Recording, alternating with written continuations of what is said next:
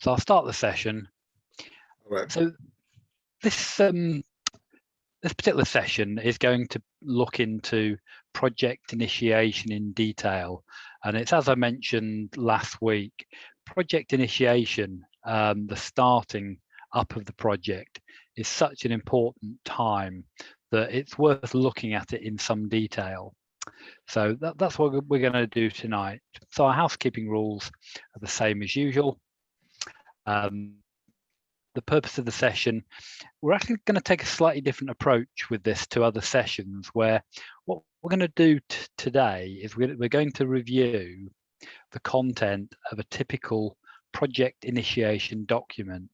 And I mentioned this last week, that during the initiation stage, it's quite efficient to try to get everything that we are learning about the problem we're trying to solve and how we're going to do that into one document.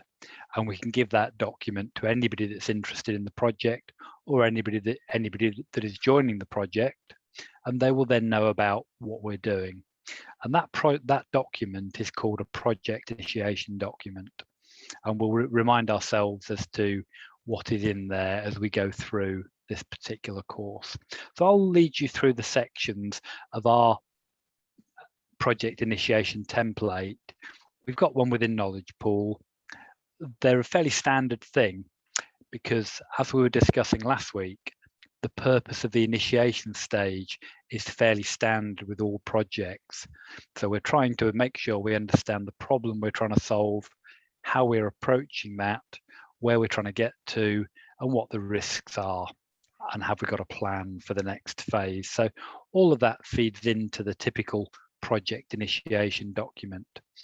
And at the end of this session, you'll have an increased understanding of what work is done during the initiation stage of the project, and why that stage is so important to the success of a project. So I will send you out our project initiation document template so that you can see it. But what we've done is we've extracted the format or the content of the project initiation document, and that's what we're seeing on the screen at the moment. So if I just count up 1, 2, 3, 4, 5, 6, 7, there are 7 major sections in the document. Within the project definition section, there are a load of subsections such as objectives, deliverables, scope, etc. And we'll look in some more detail at what all of those are and what they mean and why they're important. So just to go back to the top of this document, the document purpose is there to record what the purpose of the PID is. And the purpose of the PID is to capture and record the information that's required to define the project and to start managing it. And it's good practice with any significant document to always explain what its purpose is, so that anyone picking it up understands, what is this trying to tell me? Why do I have this document? Why do I have to read it? If you can explain the purpose of the document at the start, that will tell you the reason why you're reading it. So the next major section is the background to the project. And this should really be a short summary of how the project came into being. What was the reason for the project being required? Who commissioned it? What decisions were made during the startup activities? That's the background to the project. And it should be a short summary of why the project came into being. So the project definition section is the largest section, and we will look at these different parts in turn. The business case is this section where we explain why we need the project, what its value is to the business, and also what the cost to the business is. So the business case is basically looking at how much the project is worth versus how much it costs.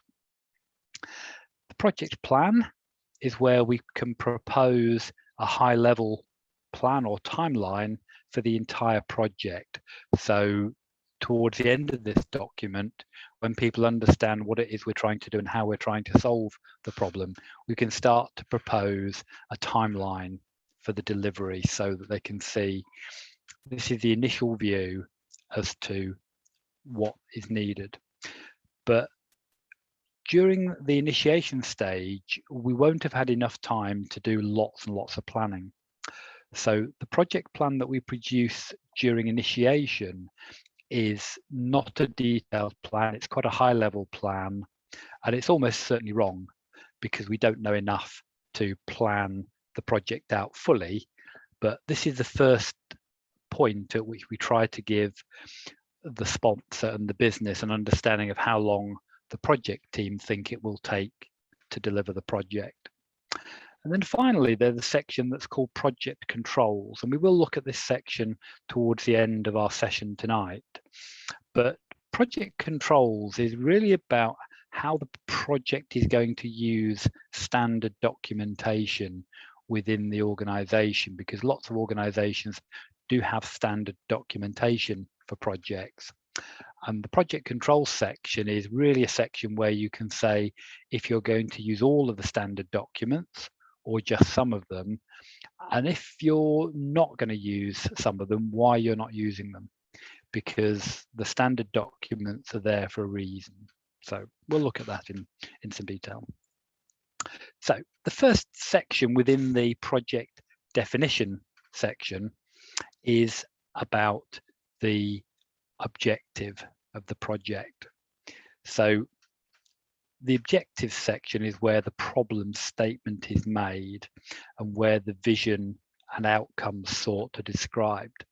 So the problem statement needs to describe the problem as precisely as possible. And it may be necessary to interview business people or to gather data to define the problem adequately, but we need to understand what's the problem that we're trying to solve. And having understood the problem, we need to look towards what our solution is. We need to have a vision as to what the solution is. Is it going to be a new system? Is it going to be a new process? Is it going to be a better way of doing things? Whatever the vision is, we need to be able to see from high level where we want to go to, where are we aiming at. And as we said last week, we then decompose that, we break it down into what outcomes are we trying to obtain? Are we trying to get more money? Are we trying to get increased satisfaction? Are we trying to become a market leader? What are the outcomes that we're seeking?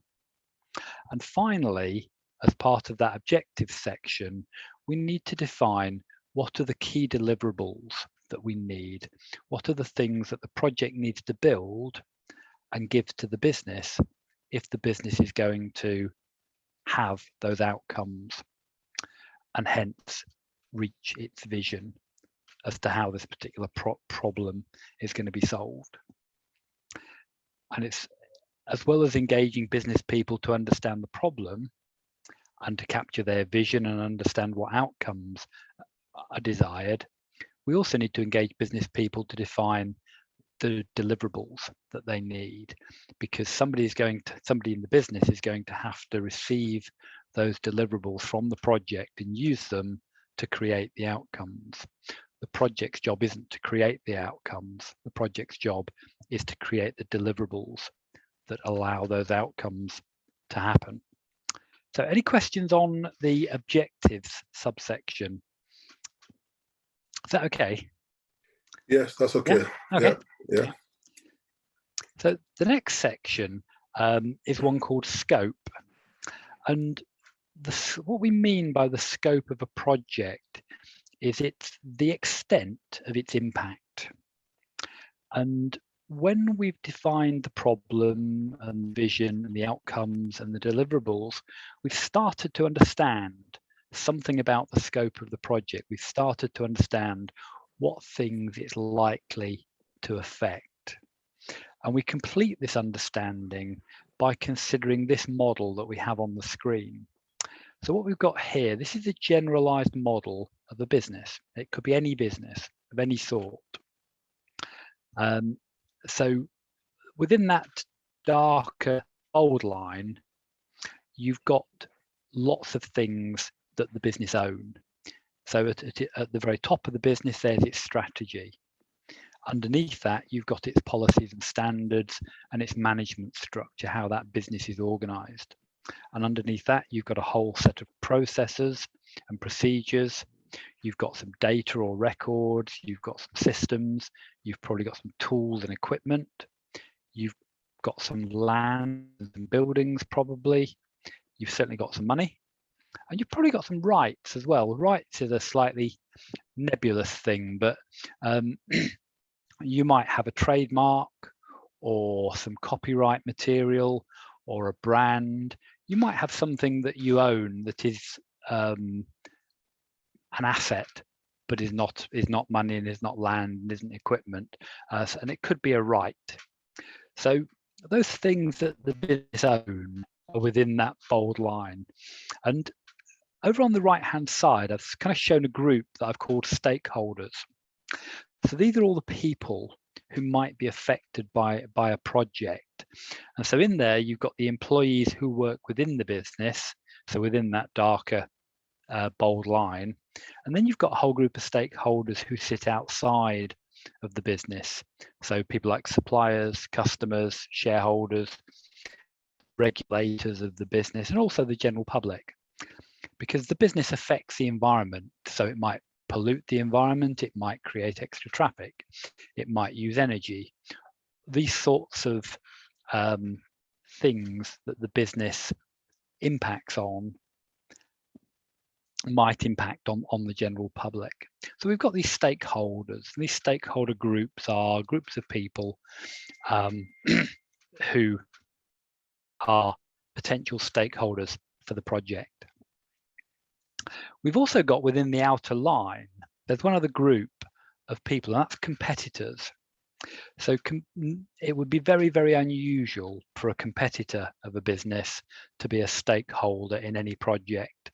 It would be quite an unusual project, but it does happen occasionally. There may be projects that are run cooperatively, where a number of competitors club together to run a project to do something in their industry, but that's pretty unusual, and often a competition authority that regulates competition in a marketplace will look carefully to make sure that the businesses that are cooperating with their competitors are doing so in a way that doesn't distort the market.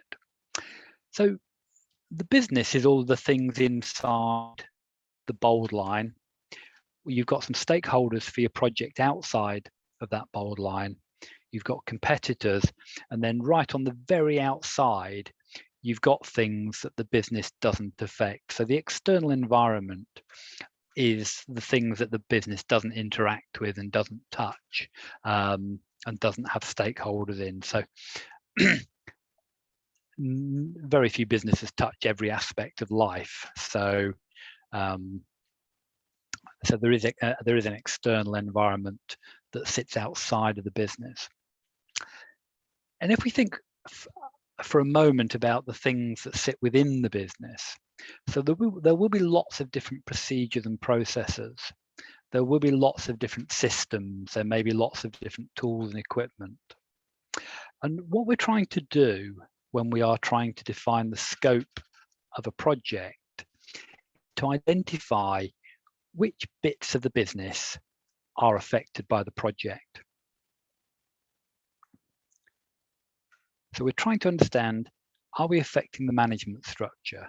Are we affecting any of the processes? If we are affecting any of the processes, which processes are we affecting? Are we affecting employees? Are we affecting customers? Are we affecting regulators or the public? So we need to understand that a business is a collection of many things. And so in order to define the scope of the project, we need to consider which of those things are affected by it. And we often talk about something being in scope. And that means that it is going to be affected by the project. It's within the scope of the project. And in our scope section, our project initiation document, we define what is going to be in scope. Now, in theory, if we define everything that is in scope, we shouldn't have to define what is out of scope, because what is out of scope is everything else. So if we say what's in scope, then everything else should be regarded as being out of scope. But it is useful, and projects have found this time and time again, to actually think carefully about situations where somebody in the business may assume that something is in scope, but in fact it's out of scope. And so what I'm going to do is I'm just going to draw on this screen briefly. So if we decide that we're going to run a project and it's going to affect the procedures and the data records and the systems of the organization, it's going to affect all of those. You would write your scope statement as saying we're affecting all procedures, all processes, all data, all records, all systems.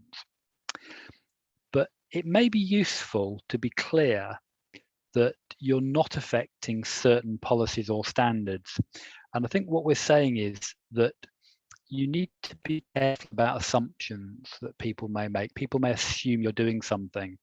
And if you know you're not doing it, but there's a risk that people will think you are, you need to be clearer about that. So you might, for example, say in your scope statement that policies and standards are out of scope.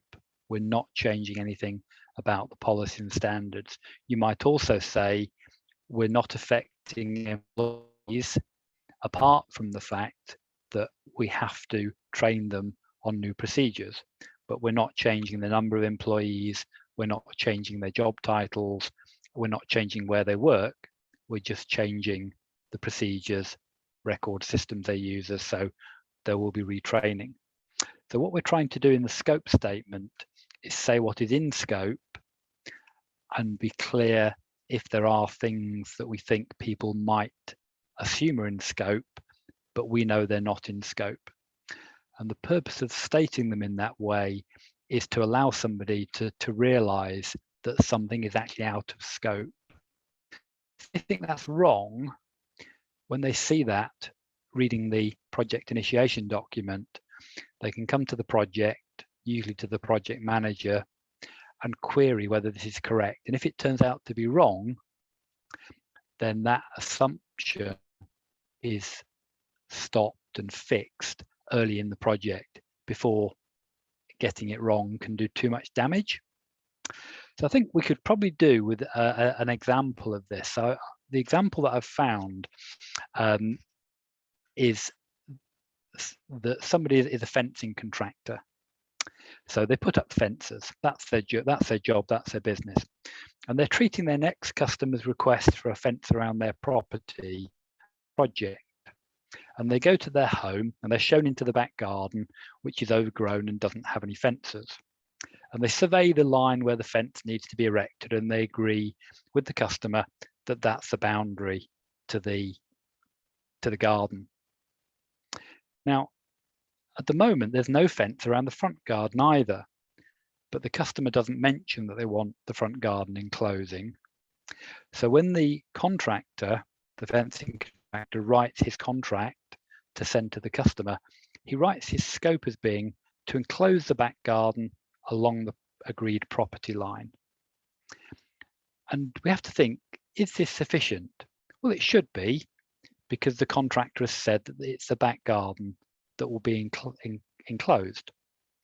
But it would be much better and safer to include another sentence that said no fence will be installed beyond the line formed by the front of the house.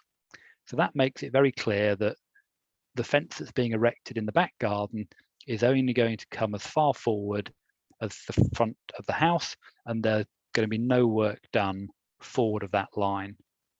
Now, if the customer did want a fence at the front, they would read that statement and realize that the contract wasn't proposing all the work that they wanted doing, and they would go back to the fencing contractor, and the contractor would provide another price that would cover the cost of the front fence that the customer wanted. So by stating what is in the scope of the work, but also trying to imagine what things the customer might imagine within scope, and say that certain things are not in scope, we give the opportunity for errors or misunderstandings to be discovered. So have you any questions about those two ideas of stating that something is in scope, or why you might state that it's out of scope? My only question is how does it work? Can you have the items inside the scope as well as outside the scope? Yeah. So depending on exactly how many items you need to talk about in the scope statement, you might have to find different ways to describe them or collect them together. So in some cases, you might actually need to list that we're changing system A, system B, system C. In other cases, you might be able to say we're changing all mortgage processes. And you can do that if you know that all mortgage processes is a term that everybody understands, that's well defined within the business, so that there's no misunderstanding as to what all mortgage processes mean.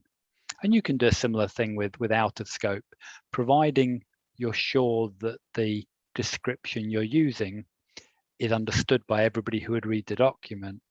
You can say things like mortgage processes are out of scope, or sales process are out of scope, or all customer facing systems are out of scope.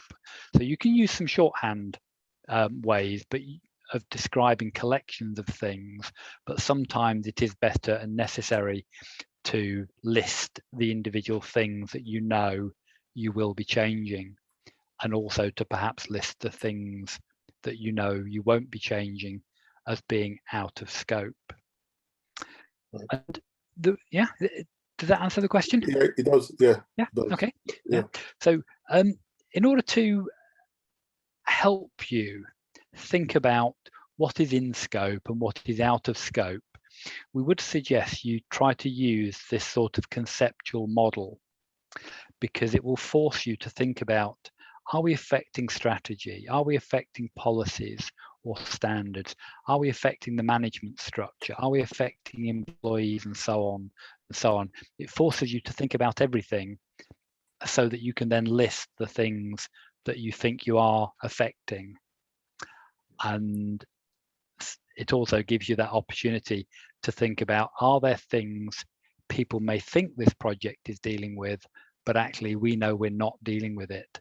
And if there is that potential for a misunderstanding or an assumption to be made by somebody, it's better to declare something as being out of scope, so that if the project has got it wrong, then you get that correction very early in the project, so you don't go down the wrong path for too long. Whereas if it's the person that's reading the document that's got the wrong idea, then the project can confirm what the correct version is and say, no, our scope is correct, we are only doing this, and the reason we're only doing this is this. And that will hopefully reassure the person that's raised the issue that they understand the project and what the project is delivering. Yeah. Right. Okay. So let me just check if there's anything else. Oh yes. So there's also this term that is sometimes used called scope creep. I don't know if you've heard of the term scope creep. Have you heard of it, Oki? Is it creep? CREEP? Yeah. No, I've not. No. Okay. So scope creep is what happens when the intended impact of a project is widened to include new areas of impact that were never previously in scope. So the scope gets bigger and bigger, and that means that the project typically takes longer and costs more money. So scope creep can be a bad thing. And scope creep can happen if the project finds that there are problems in the business environment that mean it can't move forwards to do what it was set up to do until those problems are fixed. And so the project can sometimes take on the job of fixing that issue. And that means that we're having extra impact. So our scope has been increased beyond what the project was actually set up to deliver, because the project wasn't set up to fix anything other than what the project was set up for. So we need to think about scope creep, because scope creep can happen when the project takes on additional work, but it might have to do that if the scope was incorrectly set to start with. So during initiation, if we've got something wrong and we've missed a system that we need to change, or we've missed a process that we need to change, then I would say that that's not scope creep. If you find a mistake in your scope, then, and you correct that, that's not scope creep. Scope creep is when there was no mistake in your scope was set correctly, but there are other things that need to be done in the business before the project can deliver. And I think the main thing is that if that is going to hold the project up, then the business needs to find a way to fix the problem. And that can either be done by the project, in which case the scope of the project would be formally increased, and that would be agreed through the decision-making bodies of the project to actually increase its scope to fix the problems. The alternative is that while the project is doing its planning work, then another part of the business or even another project will fix the problem that was going to stop the project moving forwards. So there are different ways to deal with situations where you find that there is a problem that is going to stop the project moving forwards. Sometimes the project may have its scope increased. Sometimes another project will be started to fix that problem so that the first project, which perhaps is going to be a much bigger project, can move forwards. So that's the idea of scope creep.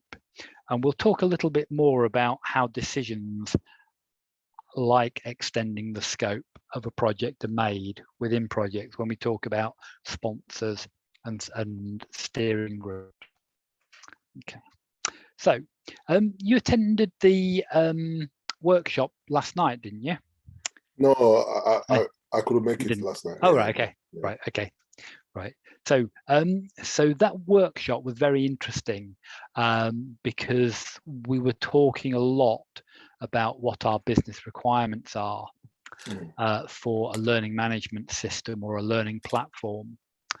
And if you were to think about those requirements, you would be able to determine the scope of the project. You would be able to see the procedures and systems and data and employees that we would be affecting. And so you could write the scope section of the project initiation document for our learning management project. But as I said, the bit that requires some imagination is to think about what assumptions other people may be making about your scope, and anything that you're worried that they may think is in scope but you know is out of scope, you should say it's out of scope in the scope section of your project initiation document, just to make sure that everybody is clear as to what the scope is. Okay, so that it's an important section, so we dwell on it. Let's just go on that. Tony? Okay. Yeah, sure. Yeah, just a little bit about the scope. I think sure. Different businesses they definitely have different scope as well, isn't it? It's not. Yes. It's not like a general thing for all businesses. No, this model that we have on the screen is a general model for all businesses. Right. But some businesses will have a very small management structure. Some businesses will have a very big management structure. Some businesses will have no systems at all. Some businesses will have thousands of systems. So what you need to do if you're working on a project and you're asked to describe the scope of the project that you're working on, you need to understand your business. So you need to understand how many strategies does it have. You would sort of hope that it would only have one. But you might need to understand how many policies and standards it has, and so on, and where they're held, just to see whether you need to change any of them. So there is some analysis that has to be done, and it is business analysis in the business to understand what are the systems and the processes and the equipment and the tools and the land and the buildings that might be affected by this particular project. Yeah, is that okay? Yeah, that's okay. Yeah, okay. You. So we've said where we think the project is going to impact the business. So the next thing we move on to is to specify the constraints on the project. So constraints are limits that are put on the project by the business or the sponsor. So for example, constraints might affect time. So how long the project can take. You might be told that this project has to be finished in 6 months. And in fact, we have this with our learning management system project, which is there is a time constraint. And it's not that we finish the project by that time constraint, but it is that we select the supplier that we want to use and we place an order with that supplier by a certain time. We have to do that by the end of April with our learning management platform. And that's quite a tight time frame. So that's quite a hard constraint to meet, but we will meet it. So time is one constraint that might be set for a project. Cost is another very common constraint for a project. You'll be told how much you can spend to deliver the project. And this goes back to the business case, which is the business case says how much the project is worth to the business. And if the project is worth £3 million to a business, you won't be allowed to spend £4 million on delivering it because the project will cost more than the benefit it produces. So you'll be told you can spend 2 million or 1 million or whatever the figure is. There will be a cost constraint that you'll be told. Another constraint you might have is resource. So you might be told how much available resource you can use. And that resource might be people, it might be time on certain equipment, or it might be materials. So you might be told you can't use more than 1 ton of newspaper. Whatever the project is, that's your constraint, is you can't use more than 1 ton of newspaper. So there's a resource constraint there. The next constraint that you might have is a risk constraint. And the project may be told how much risk it can take. So you may be told that you can try systems from very new vendors who perhaps haven't been in business very long. If the project that's needed is trying to do something very innovative, you may be told that there are no constraints on the vendors you can use. At other times, you may be told that you have to pick a vendor that has a very good track record. They perhaps have been in business for 20 years and they have a very strong capital base and they have a very strong market that they deliver into. So it's often the case that the project can be told how much risk it can take in order to deliver. And in order to describe the amount of risk you can take, that can be a difficult thing to do. You need to have a language that allows you to describe the level of risk that you're allowed to take. So the final thing that you might have a constraint is you might have a constraint on your scope. You may be told that you can't impact on certain things in the business. So you may be told that you can't impact on the amount of money that the business has to have in order to operate. So whatever you do, you may be told you can't change the amount of money that the business had. So you've got a constraint on your scope. And so in the constraints section of the project initiation document, we list the constraints that we're aware of that have been put on the project by the business or by the. I just wanted to ask, why do you think it's a good idea for a project to record the constraints that it's operating under? Say that again, Tony? Yeah. Why do you think it's a good idea for a project to record the constraints that have been put on the project? Do you think it's a good idea? Yeah, I think it's a good idea. I mean, because definitely you have to be reporting back to the stakeholders to let them know, what's actually going on.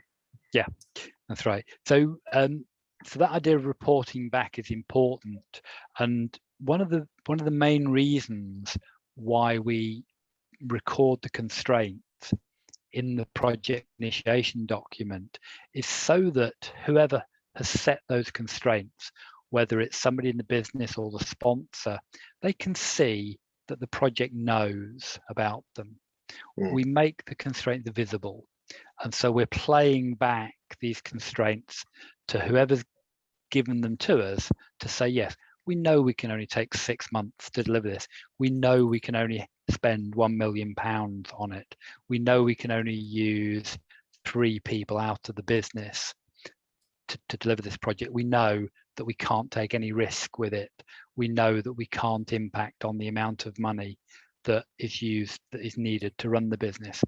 So by recording those constraints in the project initiation document, anybody that reads that document can instantly see the constraints that the business, that the project is operating under. And if I'm somebody that set one of those constraints, then I can see the project is effectively communicating back to me, yes, we've heard that. We know what you told us. We know we can only spend £1 million. That's what we know. So we should try to document the constraints as accurately as we can. And that's fairly easy with time, cost, resource, and scope. With risk, it is quite difficult to be very precise about risk, because risk is quite a difficult thing to measure and to say how much risk you're taking with something. So, but we should try to document the constraints as accurately as we can.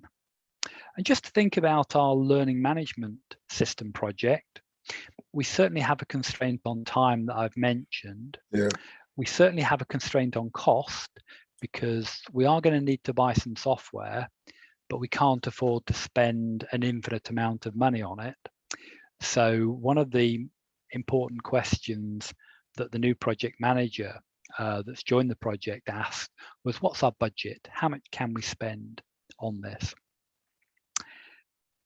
Resource, well, we don't have an infinite amount of resource either, but we do have the volunteers and the learners within Knowledge Pool. So that's really our constraint, is we're limited to the volunteers and the learners within Knowledge Pool. we may be allowed to advertise for additional volunteers. That could be a good thing. So there may be no constraint on increasing the number of volunteers. In terms of risk for the learning management system, I think we haven't really discussed risk, but I think generally Yetunde is quite risk averse. She doesn't like to take too many risks. She likes things to be quite certain and standard, and she likes to buy good quality products, not products that are very new, might have bugs in them. So I think Yetunde's view would be we don't want to take too much risk with the project, but we will take some risk in order to stay within the other constraints.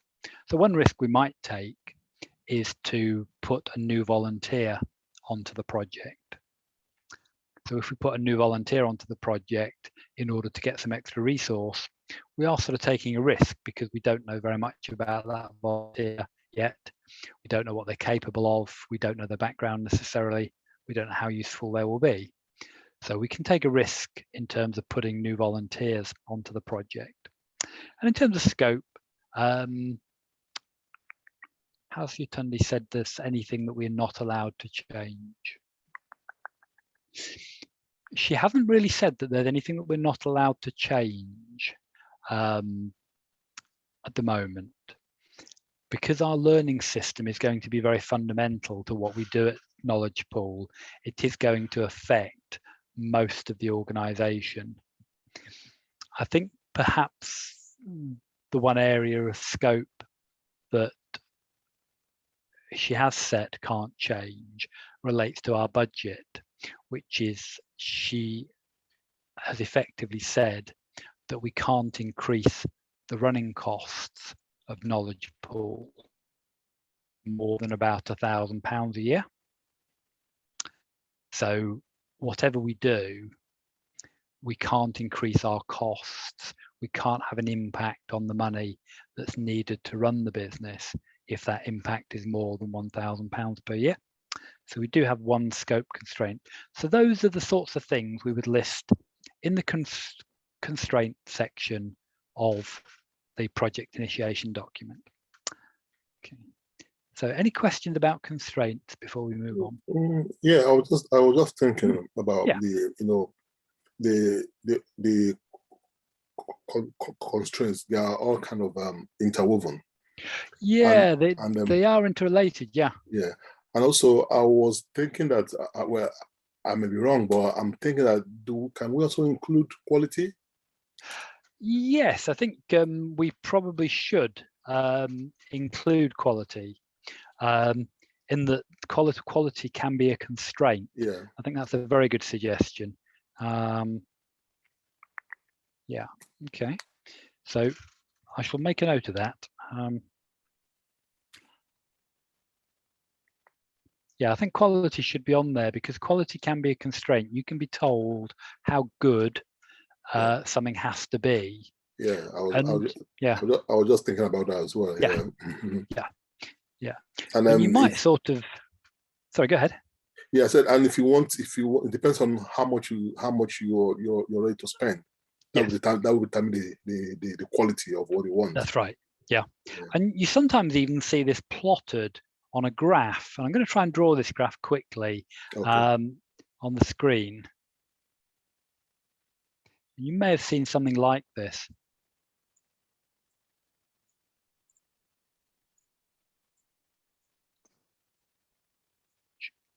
So you'll appreciate I'm drawing freehand. But if this is time, and this is cost, and this is resource, and we'll put quality up here, and this is scope, and this is risk, then if you've got no constraint for time, then you're sort of here. If you've got no constraint on cost, you're here. Whereas if your constraint on cost is here, then that's where you are. And if you've got a constraint on time, you might be there, and your constraint on cost, on scope, might be there. and on quality it might be there. So you might have to have a really high quality product. And similarly with risk, you might be allowed to take very little risk, but you might be given a very large amount of resource to make it happen. So you can sort of, so you can sort of join these together, and you get a sort of shape that shows you the shape of the constraint that you're operating under. And what that means is that the project has to find a way to deliver whereby it stays within this line. It can't go outside of this line. So it has to find some way of delivering that stays within that line. Yeah. So apologies for the shaky freehand drawing. No, but that's I think okay. I think you got the definitely. So that's constraints. And as we mentioned, they're important because they're another opportunity to play back to people what the project thinks it understands in case it's got it wrong. So, the project may say, well, I think my cost constraint is £2 million. And somebody say, well, why do you think it's 2 million? I authorized 200,000. And actually, when you go back to it, you find that actually it was 200,000 that was authorized, and somebody has just misread it, or there's been a typo and you've put an extra naught on. So it is a good way to check that everybody agrees that the constraints are understood. So that's constraints, Okay. So the next section is something called acceptance criteria. And acceptance criteria are used to describe the quality of the deliverables. They say how good the deliverables need to be. And I think this is probably why quality was not on the previous slide about constraints, because the acceptance criteria are the constraint on quality. So what we would say is that quality is such an important constraint that it gets its own section or its own subsection. Okay. And that subsection is called acceptance criteria. Okay. So perhaps I'll change my note where I said we should add quality. What I should probably do is just change my note so that I tell people about acceptance criteria being on the next slide, because it was a really good spot of yours that quality should be on there. And I'd forgotten that we have this section about acceptance criteria, which is all about quality. Okay, so the acceptance criteria, they're a constraint on quality, and they need to be specific, and they need to be measurable to be useful. You try and describe how good the deliverables need to be. Now, you can see that in a project that has a lot of deliverables, the acceptance criteria, you'll have a lot of acceptance criteria. And there may be different aspects to quality. So there may be things about speed or cost or something about the quality of the thing that might take quite a bit of describing. So if you've got 4 deliverables that your project needs to deliver, you're going to have at least 4 acceptance criteria. Some of those acceptance criteria might be quite long if you need to be able to describe a lot about the quality of them. Now, one of the main purposes of specifying acceptance criteria for the deliverables in the initiation stage is to allow the project to understand what's expected of it. Because if they're the high quality expected, the project has to plan to deliver that. It has to do more than if a low quality is expected. So the project needs to know from the outset what level of quality is needed so that it can plan to do the right things to deliver the quality. But it's also the case that in setting the acceptance criteria, and they are usually set and agreed by the project sponsor, the project sponsor needs to understand that if they set the acceptance criteria at the outset of the project, so that the project can plan to deliver the right level of quality, then the project sponsor shouldn't be able to change their mind about the level of quality that's needed in the project. Because you do sometimes get this where the project is ready to deliver, it's built things, it's tested things, but then the sponsor sees them and he says, well, that's not good enough. And the project potentially then has to do a whole load of extra work to increase the quality. And it may not have the money or the resources or the time to do that. So it can create some very stressful situations if the sponsor wants to change the level of quality at the end of the project. It's much, much better to have that discussion at the start of the project, agree with the sponsor what level of quality is needed, get the sponsor to agree that that level of quality is correct.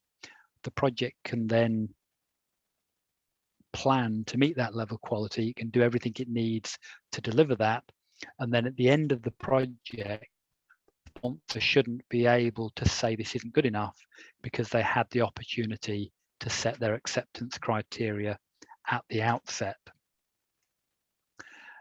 And I often describe acceptance criteria as being a bar that needs to be jumped over, a bit like a high jump. And it's kind of the sponsor's job is to tell me as the project manager how high that bar is. Is it set quite low? Is it really high?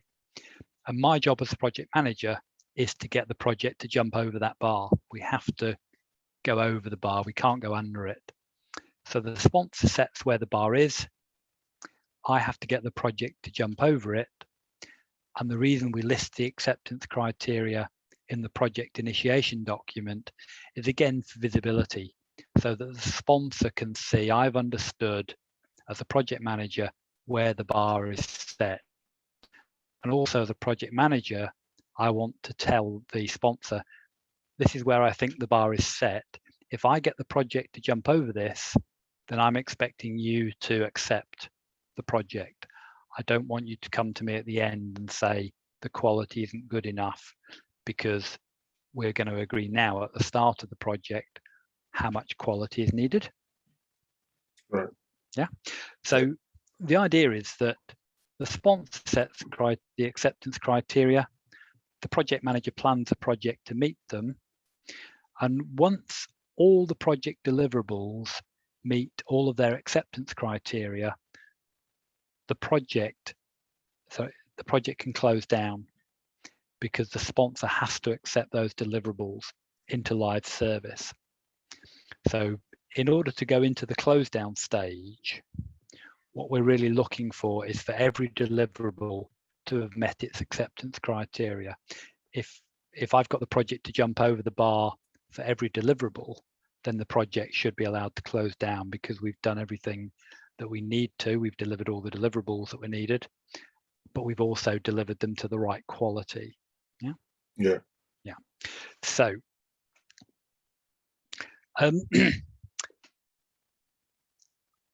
just going to check the time here. So I just want to check through how much we've got to do. Yeah, so we've got quite a bit to go through.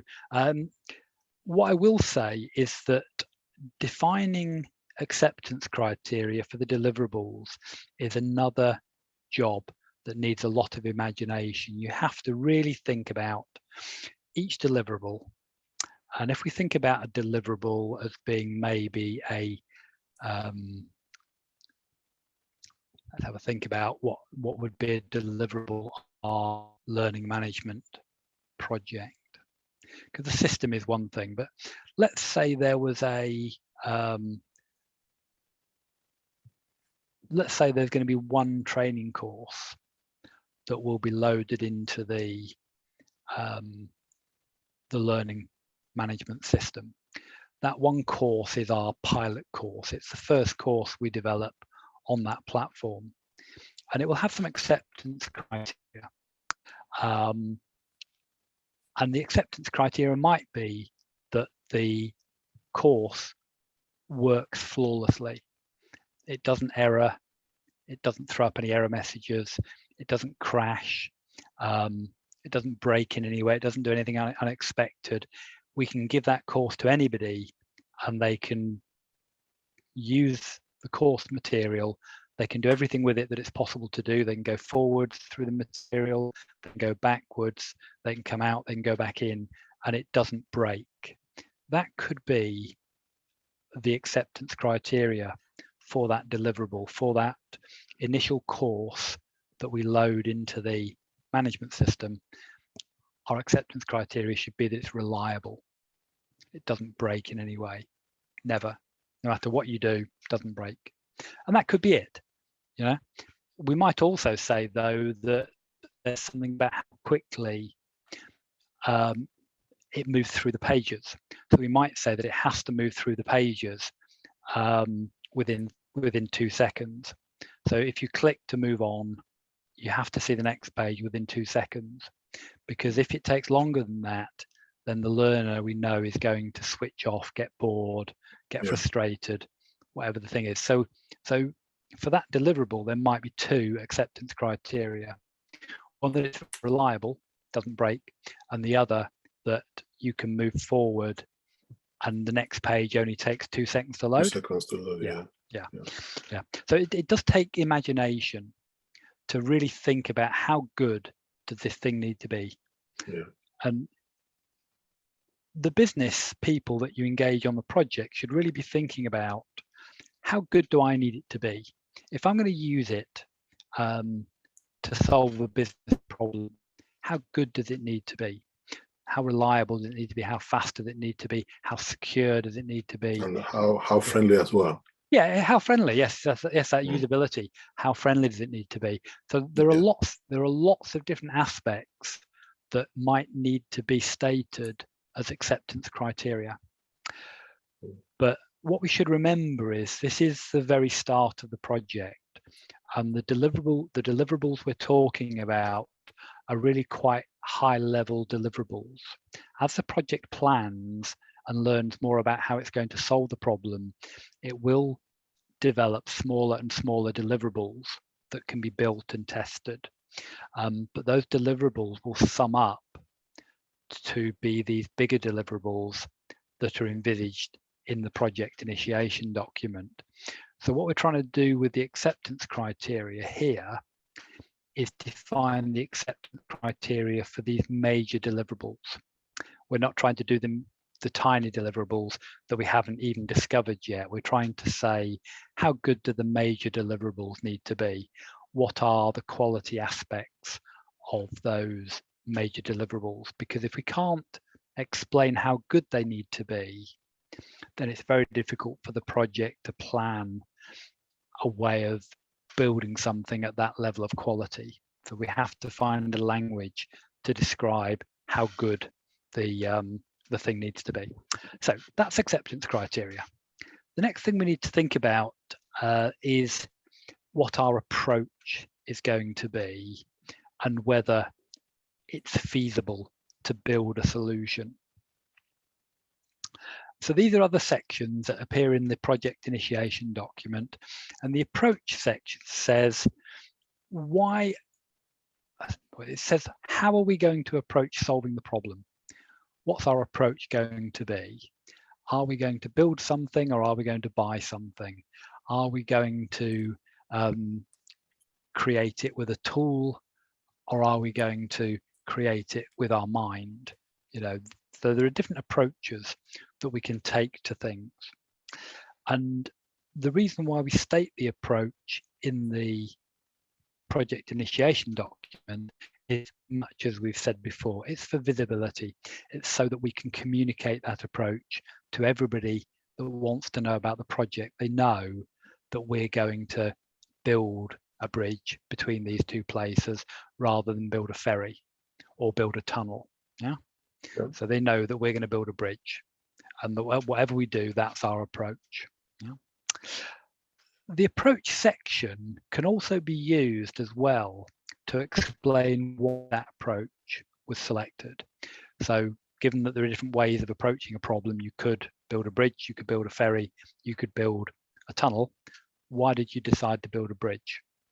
And that's a way of explaining the decision making that has happened during the initiation stage, because the approach will usually be discussed in the steering group, and the steering group is this decision-making forum where questions are discussed and answered by the relevant stakeholders. And so in the project initiation document, we can record the outcome of certain key decisions that were taken, such as what our approach is going to be and why we're going to take that approach and not some other approach that might seem appropriate or even more appropriate. So the other thing we've got here is about feasibility, because we should assess whether it's possible for the project to produce a viable solution. Some problems are actually very, very difficult to solve. You know, say for example, a project of putting a man on the moon. That's a very difficult problem to solve, and it may not be feasible with the state of technology. If you tried to run a project to put a man on the moon in the 1930s, you might well have concluded during the initiation stage that it wasn't feasible. Whereas in the 1950s, you might conclude that yes, this could be feasible. So there is a feasibility section in the project initiation document. And if there is a risk that the project isn't feasible, then there needs to be some investigation into whether the project is feasible. Has it been done by other organizations? Can we think of solutions that will solve all the major problems? You know, can we think of those solutions quickly? Are there obvious solutions to things? And if there are, well, we may say, yes, this is clearly feasible. But if it's not clearly feasible for the project to solve the problem, we may need to propose in the feasibility section that we undertake some investigations, we do some research, whatever we need to do. If there's going to be something that is going to stop us moving straight into the planning phase, we should say what those things are and what we're going to do. So that's about feasibility. Okay, so the next section in the project initiation is called interfaces. And the idea here is that the project may need to connect to or interface to other projects. So in a large organization, it's very common for there to be more than one project running at a time. In a small organization like Knowledge Pool, we rarely have the resources to run more than one project at once. But in large organizations, there can be lots of projects. And the projects that are running, they might be connected, or they might need to talk to each other, to interface together, possibly because they're part of a wider program of work that has a single vision in mind, possibly because one project is delivering something that another project needs, possibly because both of them are trying to give a deliverable to the same part of the business at the same time. And one of the things you'll learn is that business people can only deal with so much change at once. If you try to change too many things at the same time, things start to go wrong. People start to get stressed and so on. So sometimes if there are two projects that are trying to change things within a particular business area, they might need to cooperate. They might need to take it in turns to do things. They might need to arrange themselves so that one goes live first, and then there's a period when the other one is waiting for things to calm down, then the other one goes live. Or there may be scope overlaps. So when both projects have understood their scope, where they're going to have impact, if both of them are going to change the amount of money that the business needs, then it may be necessary for the two projects to come together and talk about in total how the two projects together are going to change the amount of money that's needed to run the business. Because one project may change the amount of money that's needed in peak periods, and the other project may change the amount of money that's needed in slack periods. And so the two may not interact at all. But unless the projects know about each other and know what their scope is, they don't necessarily know that they need to be talking to each other. So it's in this interfaces section of the project initiation document where the project manager will often record what other projects he's aware of that might have an overlapping scope, might be delivering to the same part of the business, might be delivering something that another project needs, or where they're part of a wider program of work that's all trying to deliver the same thing. We'll list those projects in the interfaces section so that somebody that is reading the project initiation document can say, well, you've mentioned project A, you mentioned project B, but you haven't mentioned C. And I know about C, and I know that C is going to be delivering to the same business area that you're delivering to at the same time. So I think you've missed a project out. You need to put C into your list, and you and the project manager for project C need to talk to each other. So we're using the PID to help spot omissions and errors and misunderstandings in the connections between projects. That's what the interfaces section is about. Okay. So, Tony. Yeah, go ahead. Yeah. Just one question. Do you have an example? Yeah. Of okay. where Yes. where two projects talk to each other? Sure. Just, sure. Yeah. Okay. So let's have a think.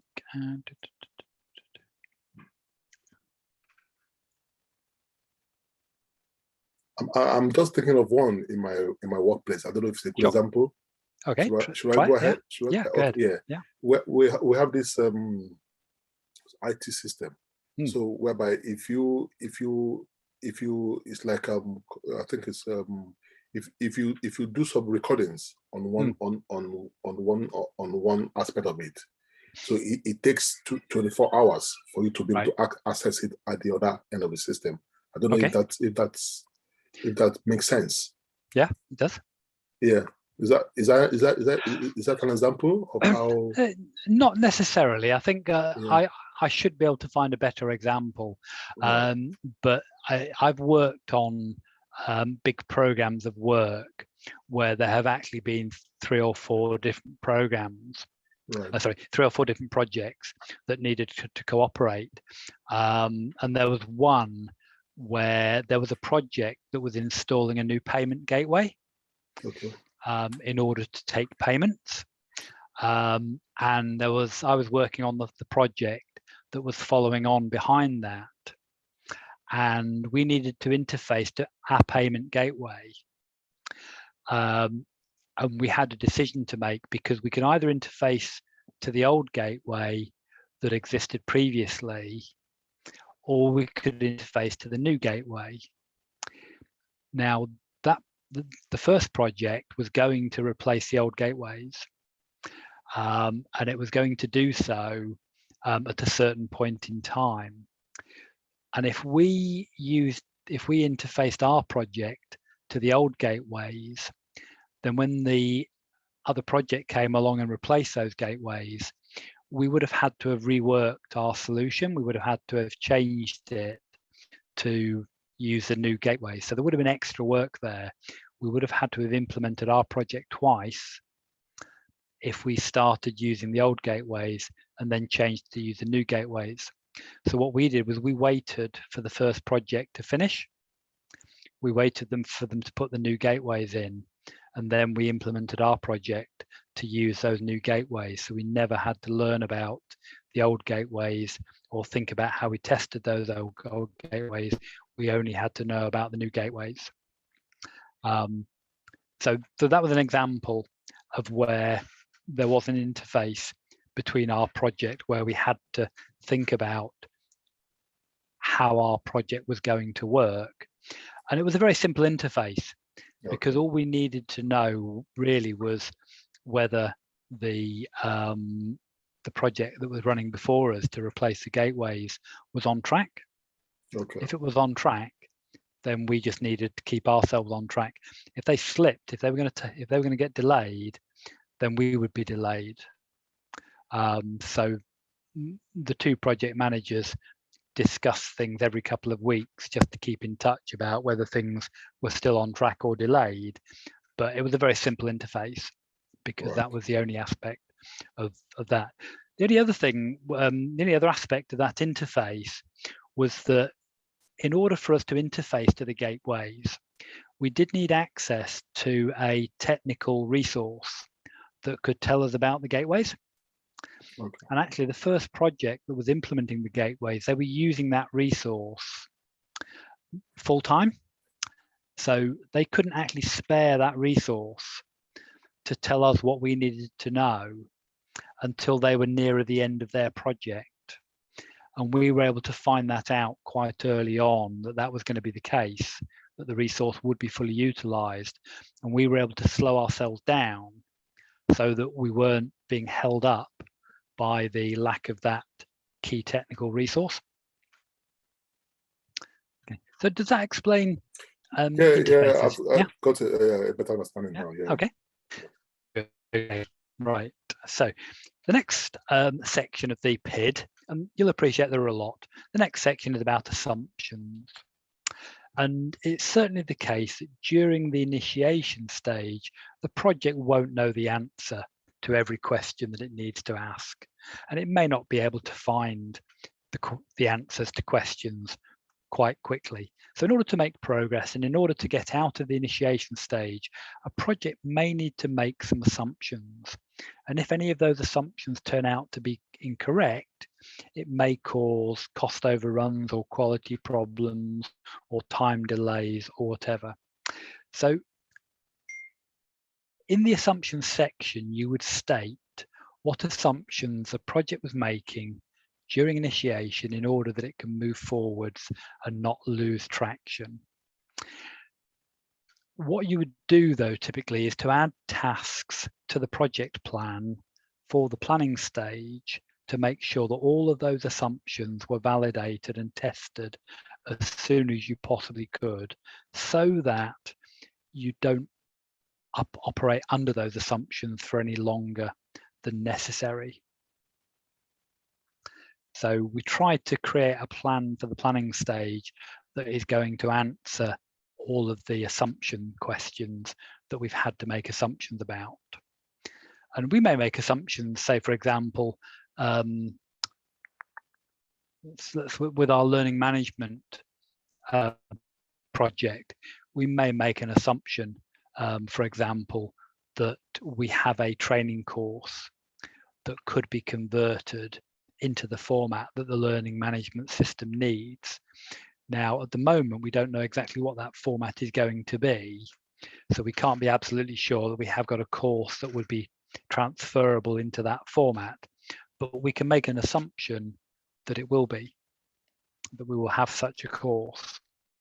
But if we make that assumption, we might put a task on the project plan to then validate that assumption, which means there's a specific activity that the project will carry out where we take the course that we think we want to convert into the format for the new system, and we perhaps discuss with the vendor. We ask them, can your system take this course? Can it take it on? Can it take it in? Is this a format that we're going to be able to reproduce with new system? And the vendor may say yes, or the vendor may say no. But in doing so, we've validated the assumption that we've made that there will be a course that we have that can be used as our first course in the learning management system. So does that explain about assumptions?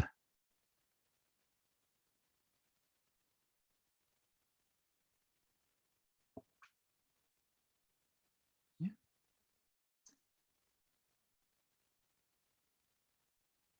Okay, you happy with that? Yeah. Yeah, okay. That's fine. Yeah. Okay. All right. Thank you. Okay.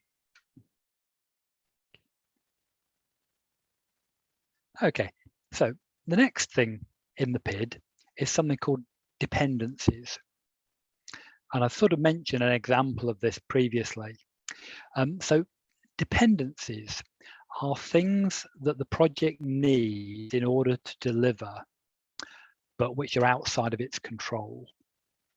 So the purpose of the dependencies section is to draw attention to the key things that the project needs, but which is not in control of.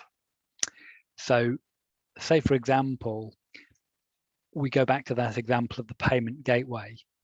We're not actually in control of when the payment gateways were going to be available to us because it was another project that was delivering those payment gateways. So we might say that the project I was working on, let's call it Project B, is dependent on Project A. We need one of their deliverables. We need those payment gateways to be there. Now, we're also dependent on their technical resource, but we're not dependent on the procedures that they're implementing to manage those payment gateways. Because as long as the payment gateways are there, we can interface to them. We don't need to know anything about how those payment gateways are managed. So we're dependent on some of the deliverables and some of the resource of Project A, but not everything to do with Project A. So in the dependencies section, we should list and describe anything that the project appears to be particularly dependent upon and where there's a risk that the project might not get the thing it needs or it might not get it in time. Okay. I just noticed a typo on the there's a word not missing from the slide. So where it says where there is a risk that the project might not get the things in need or not receive it in time. So dependencies could be for a resource, and we've mentioned the idea of an expert. The dependency could be for a decision. If we need a decision to be made, say by the board of directors on something, the project can't tell the board of directors what to do and to hurry up. So we're dependent on their decision, but we're not in control of it.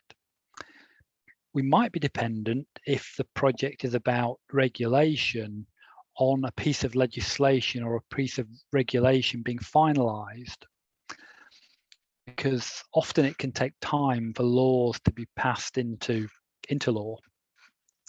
And that may not leave enough time for the project to do everything that's needed. So sometimes projects are started where the aim of the project is to comply with a new law or regulation, and the actual law or regulation hasn't been finalized. So the project will start with a draft of the legislation. It will plan on using the draft, and it will do everything that it can to work around the draft. But ultimately, it will need the final version of the legislation or the regulation in order to deliver everything that's needed. Another sort of dependency might be for some sort of external event taking place.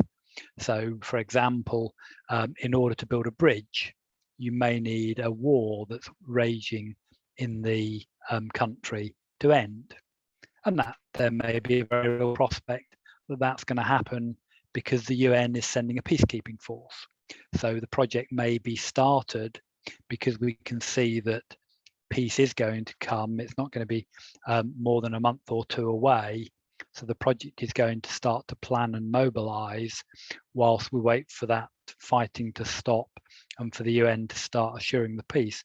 But that's a sort of external event where we've got no control over it, but we're absolutely dependent on the event happening in order that the project can move forwards. And the final thing is, another example would be where we need support or assistance from a particular source. And so if we need a particular person in the business to be available to us, we may need to wait for that person to become available. We're dependent on them. So we would list the dependencies as being the things we need, but we might also list the risks that we don't get those things we need in our risk log as well. So we're sort of trying to describe what it is we need. So what are we waiting for? But also, how likely is it that we're not going to get those things? Is it really likely we're not going to get them, or is it just a little bit unlikely? And that's where the risk thing comes in. Yeah. So that's dependencies. Are there any questions that you would have on dependencies? Yeah, I'm just thinking, can we also include weather as well? Dependency? Yes. We can say weather. So I think I would tend to see weather as being a risk for most projects.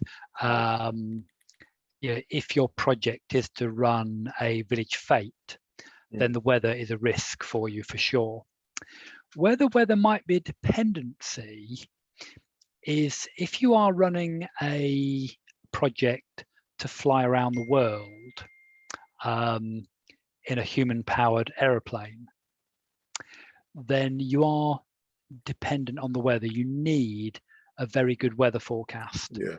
So there is a risk that the weather forecast you're working with might be wrong, but you absolutely need a window of very good weather that is good enough for the flight to take place.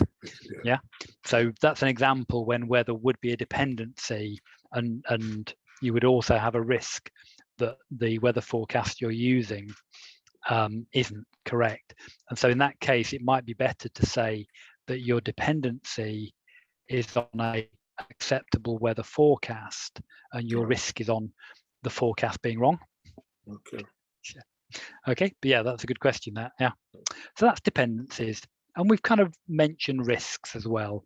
So risks, the risk section in the project initiation document is where you highlight the most significant risks that the project has identified, and you record what mitigating actions have been agreed or proposed. And again, this is all about communicating. This is so that anybody who's reading about the project for the first time understands how risky the project is. What are the major things that might happen to derail this project, and what are we doing about them? Yeah. And these risks come from the initial risk log that we create during the initiation stage. And if we've agreed what the mitigating actions are going to be with the sponsor or the steering group, we can record the mitigating actions here. If we've not yet agreed what the mitigating action is going to be, all we can do is record the proposals, just so that people can see we're thinking about the risk. We've got a proposal as to how we deal with it. We're just waiting for the next steering group meeting to agree that that's how we're going to manage the particular risk. So is that okay on risks? Yeah, that's okay. Yeah. So we sort of come to the end of the project definition section. So that major section that's called project definition, that's where what the project is trying to do, how it's trying to do it, what's going to stop it doing it, and how good it's trying to be. All of those things about the project are defined in the project definition section. The next major section we come to is business case. And there's another typo here. This should say that the business case section is divided into so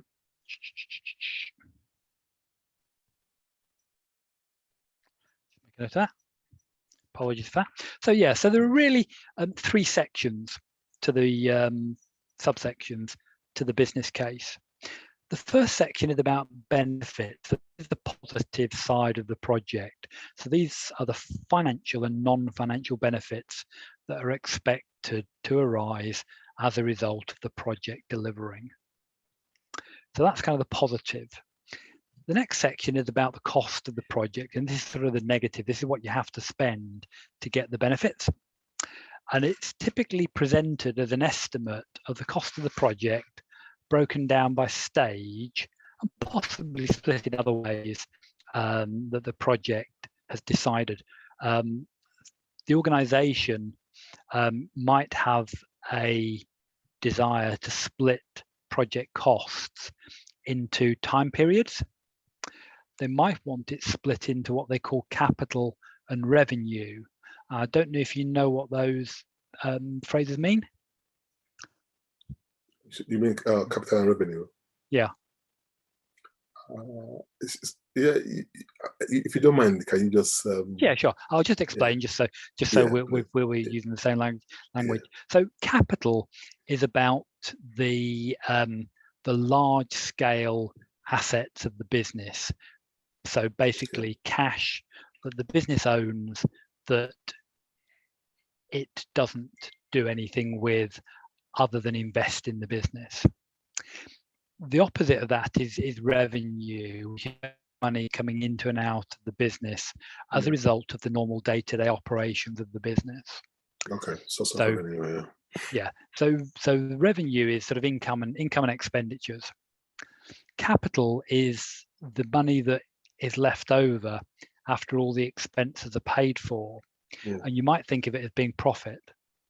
And if you think about a business that makes a profit of £1,000 one year and makes a profit of £1,000 the next year and £1,000 the next year, it should have a capital of £3,000 because it's made a profit, it's brought more money in than it's spent, and it's not done anything with that. If it makes that profit year on year, then its amount of capital will go up.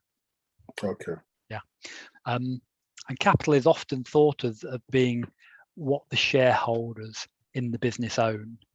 So if you're a shareholder in the business, that capital belongs to you. If the business was ever wound up, you would get that capital back. Okay.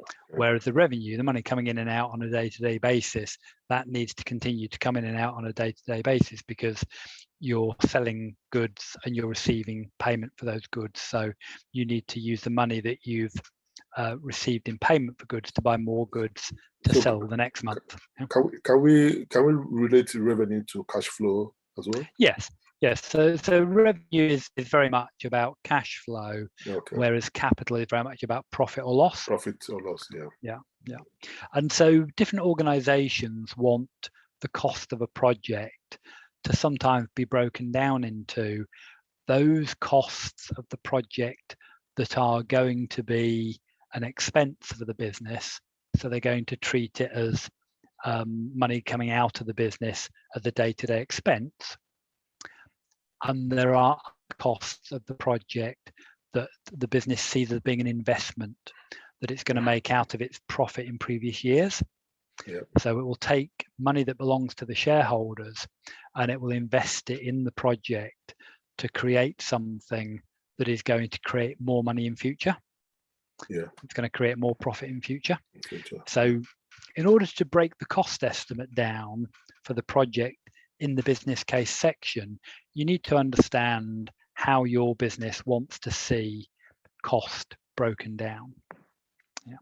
And then the final section of the business case is what's called a benefit realization plan. So in the first subsection, we're talking about what are the benefits of the project. Now, it is the case that those benefits might arise at different times. So if the project is going to build a new product that the business can sell, let's say we're going to build a new sort of digger, and our project is to design the digger to create the production line that can build the digger, and to get that production line up and running. We won't get the benefit of the project until we've sold the first digger. So there's a delay where we have to get the production line up and working. We have to build the first digger, but then we have to sell it. And so the project can end when the production line is up and running and diggers are coming off the end of the production line.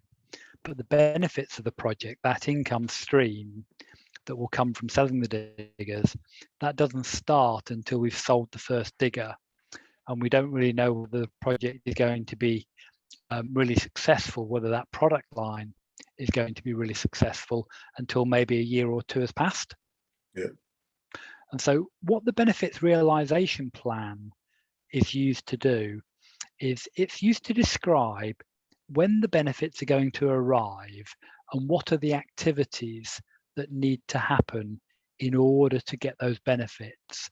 So for example, the benefits realization plan for this last suggested says we're going to need to announce the new digger, we're going to need to run a marketing campaign to promote the digger, and we're going to have to train the sales force as to what the unique features are of the digger. And so there are three things there that have to be done in order to get the benefits of the project. But if it's not going to be the project that are doing those things, so if the project is just going to design the digger, design the production line, build the production line, and then as soon as the first digger rolls off that line, the project ends, then those activities about sales and marketing, they're not part of the project. And hence we put them into this benefit realization plan section as a way of communicating to the business that is going to receive the production line that there are steps that they will need to take in order to get the benefit. And if we go back to this idea of the vision and the outcomes that are sought, we've said that what we're trying to do there is we're trying to understand what deliverables are needed. Yeah. We're going to give those deliverables to somebody in the business for them to operate to make those outcomes happen.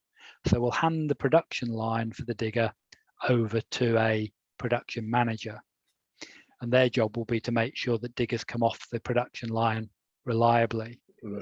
Yeah. But these activities of sales and marketing, we can't hand those over to the production line manager because that's not his responsibility. We have to hand those over to somebody else in the business, so a marketing manager and a sales manager.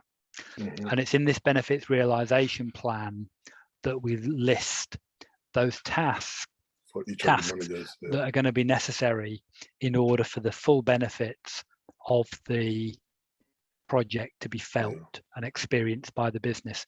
So really the benefits realization plan is looking at what happens after the project. So when the project's closed down, what still remains to be done that's going to be done by the business people to make sure that the outcome and the vision that the project was set up to create can happen. And that's the benefit realization plan. So we are running slightly over time. Are you okay to continue? Yes, Tony. Yeah, okay.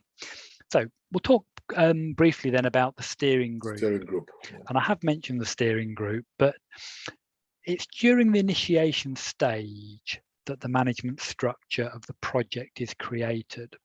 And one of the most significant parts of the management structure is this thing called the steering group.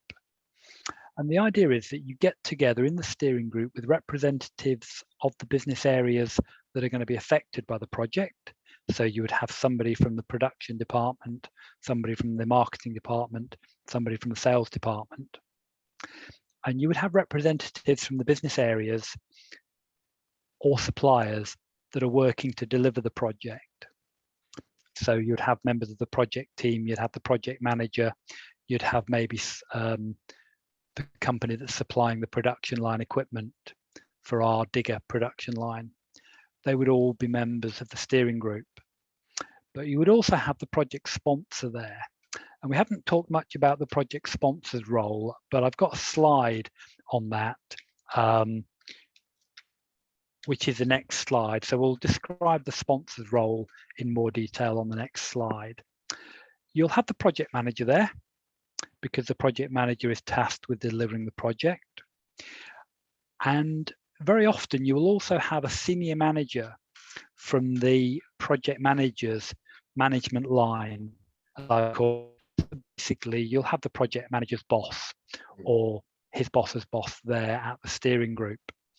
And the reason that we have a senior manager there from the project manager's line is to make sure that the project manager isn't bullied by the steering group, because the steering group can be composed of very senior people in the business. Right. I've worked on projects where the steering group included a number of board directors of a UK bank, So you've got sort of 4 or 5 directors in there who are used to being able to order people around and tell them what to do. To do, yeah. And so it's quite easy for the project manager to be the most junior person in the steering group. And that makes it very difficult for the project manager sometimes to make sure that they're not pushed into a situation or a decision or a way of doing things that's actually a very bad idea from the project's point of view. And so we try to get a senior manager from the project manager's line into that meeting so that there is somebody senior there that can make sure that the project manager isn't being set up to fail. So it's kind of balanced. Yeah, that's right. So it's fairly balanced, because at the end of the day, the directors are in charge, and the senior managers are in charge of the business. But if they want to do things in a particular way where we know that that's going to be very bad for the project and very bad for the people working on the project and ultimately very bad for the business, we need to have enough senior argument available to explain why it's a bad idea and to try to persuade people. But the steering group is a decision-making forum. It exists to make decisions. And it also exists to oversee the project. So the project manager will usually produce a monthly report to the steering group. It's quite often that steering groups happen on a monthly basis.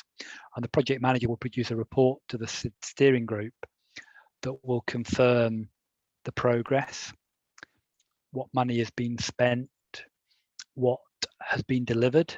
So if the project has managed to deliver anything, the project manager will confirm that to the steering group so that the steering group can oversee the project and take responsibility for it. It is there a decision-making forum. So if the project manager needs a decision to be made and the project charter document that we mentioned last week doesn't give the project manager permission to make that decision themselves, they can take that question to the steering group. And if the steering group has permission to make that decision, then the steering group can decide how things are going to be. They can tell the project manager what the answer is. And it's usually the case that steering groups are minuted as well. There's usually somebody that takes minutes at the steering group so that all the decisions that are taken in the steering group and the reasons why the decisions were taken can be recorded so that there is a record as to why the project is doing the things that it's doing. And it's because they were decided at the steering group. Okay.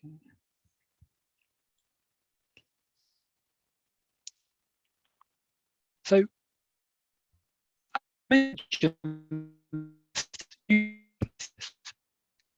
project is at a stage where it needs to decisions making.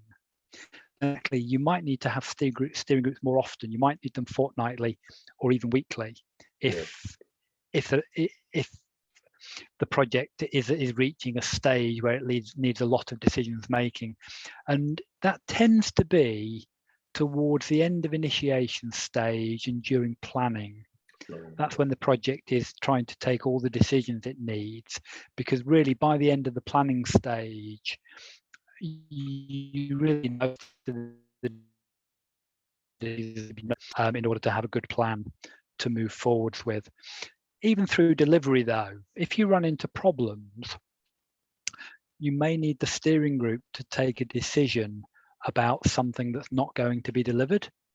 If you've said you'll create a deliverable to do X and it just turns out to be too difficult to do that, if the project manager wants to effectively stop working on that deliverable, it's something that needs to be agreed by the steering group to say, yeah, we can see the difficulty you're having.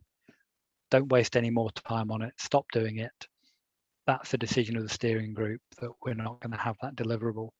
Now that will have a knock-on impact on what outcomes will occur because of the project, because we've decided we need all the deliverables to create the outcomes.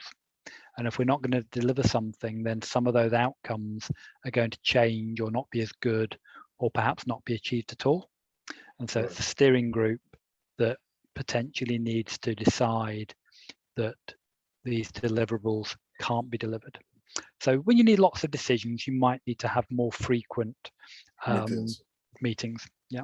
Okay.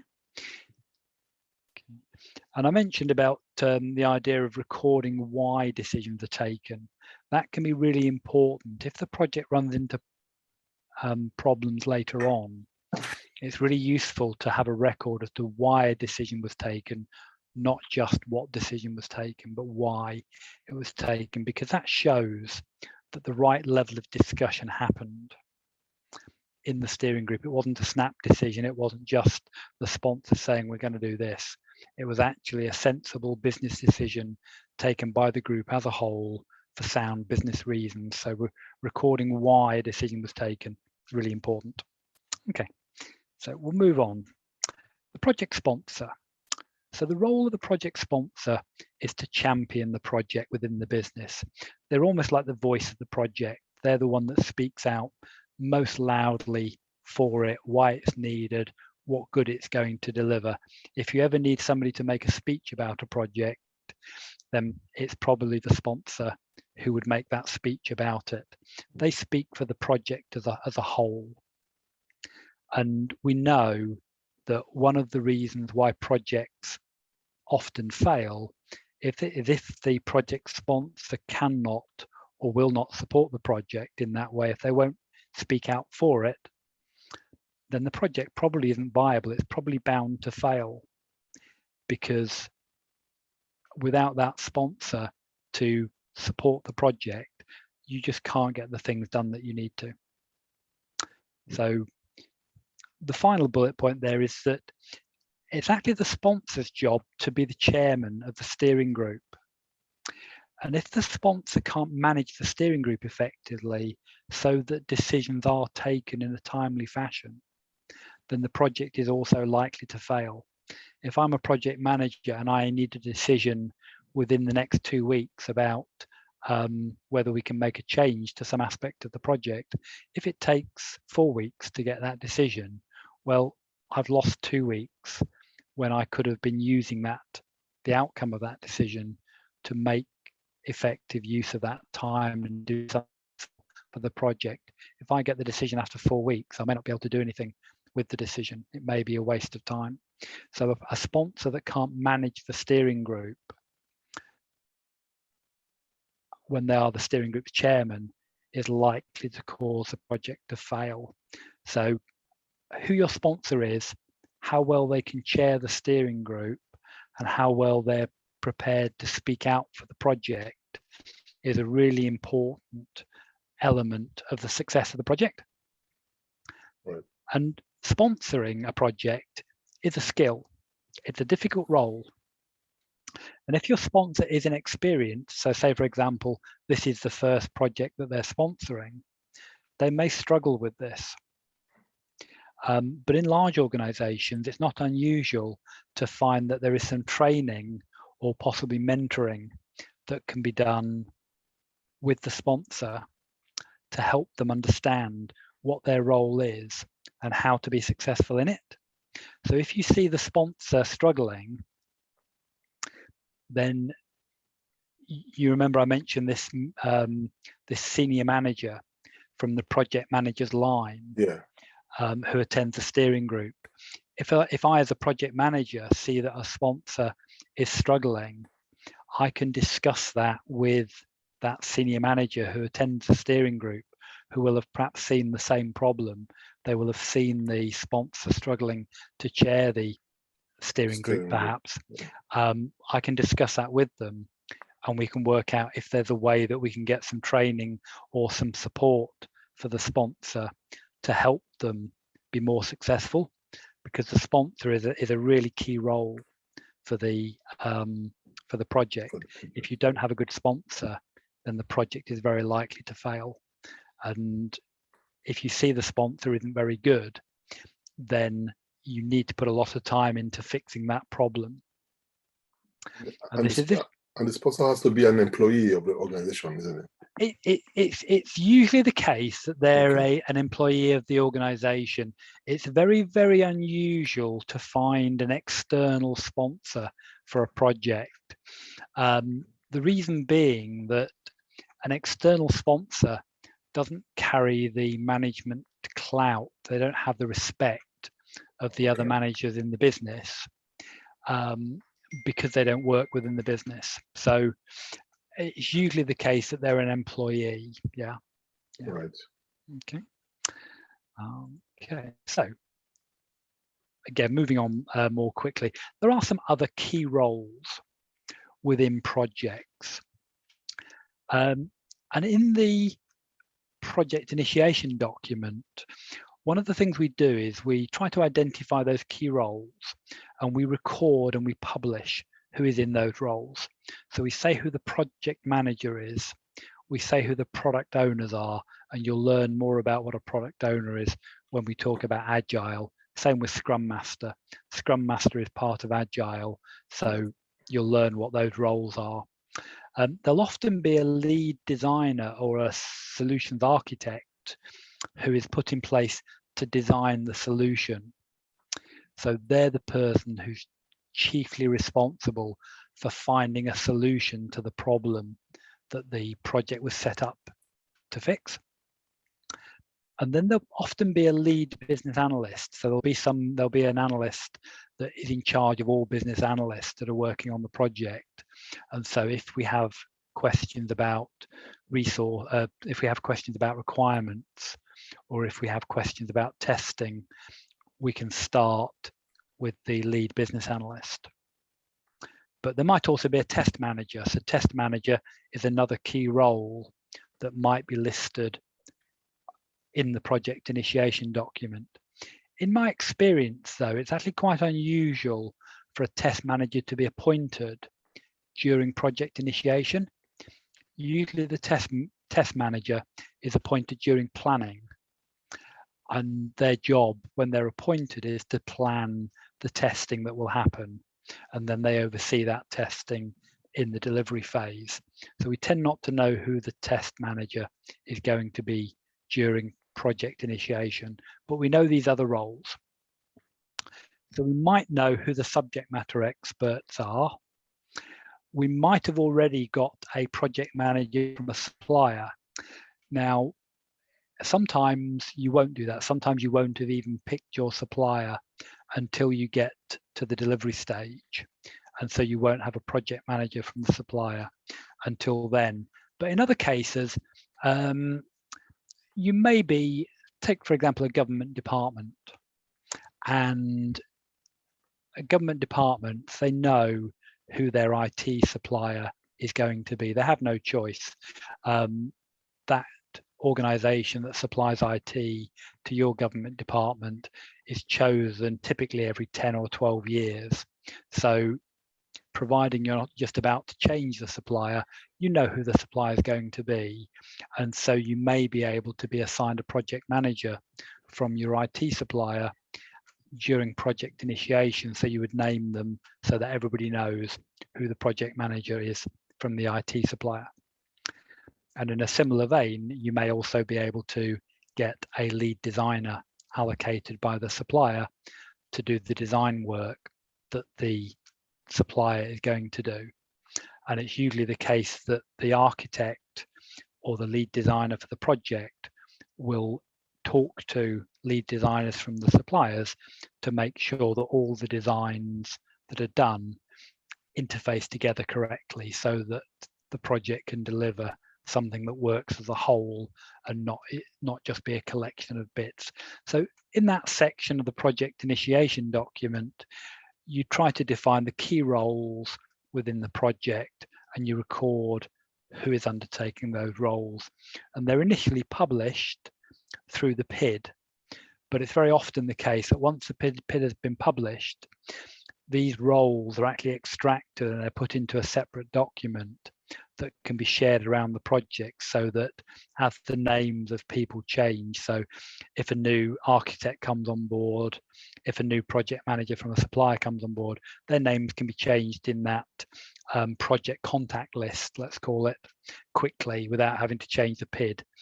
And I guess the reason for that is that the PID is generally signed off and approved at the end of the initiation stage by the sponsor.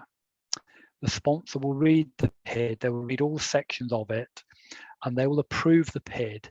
And that's basically giving the manager, the project manager, a sort of thumbs up to say, yes, you've understood everything, you've understood the problem.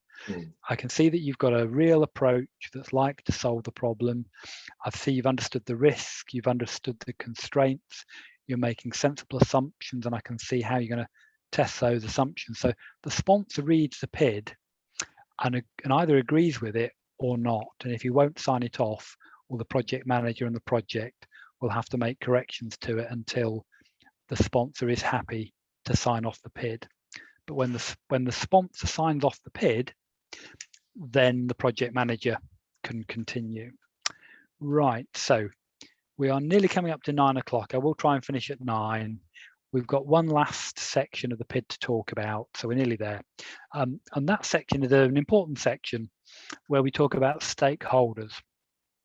And if you cast your mind back to the scope diagram, that generalized model of the business that we looked at, there was a section over to the right-hand side, which was all the stakeholders. So it's all the people who could be affected by the project. Yeah. Now, because the project's going to affect those stakeholders, we try to make sure that those stakeholders have input to the project. Because if we try and deliver without taking those stakeholder groups into account, if we don't take their needs into account, then what we deliver is ultimately perhaps not going to meet their needs. It's perhaps going to be poorly received, and it may cause all sorts of problems if we don't understand what those stakeholders need and how they see the project. So we need to make sure that all stakeholders have adequate representation in the project, and that's particularly important during the initiation stage, so that those stakeholders who know things can help us define the scope of the project correctly. The stakeholders that we talk to in initiation, they're very often subject matter experts. They know about either a particular system or a particular technology or a particular process or a particular part of the business. They can tell us the things we need to know. So during initiation, it's really important we connect with those stakeholders so that we can ask them all the questions that we need to. Right. And we need to think about how those stakeholders will be represented within the project. And if you've got a group of stakeholders that's very large, so say your customers or your employees, it can be quite difficult to get those groups of stakeholders represented in the project, because you can't invite every employee to join the project and give their opinion on it. So you have to be selective. You have to think about what can we do to make sure we don't forget about the employees that are going to have to use what we're delivering, but we also don't have to engage with every employee. And the same with customers. How can we find out what all our customers need without having to engage with all of our customers?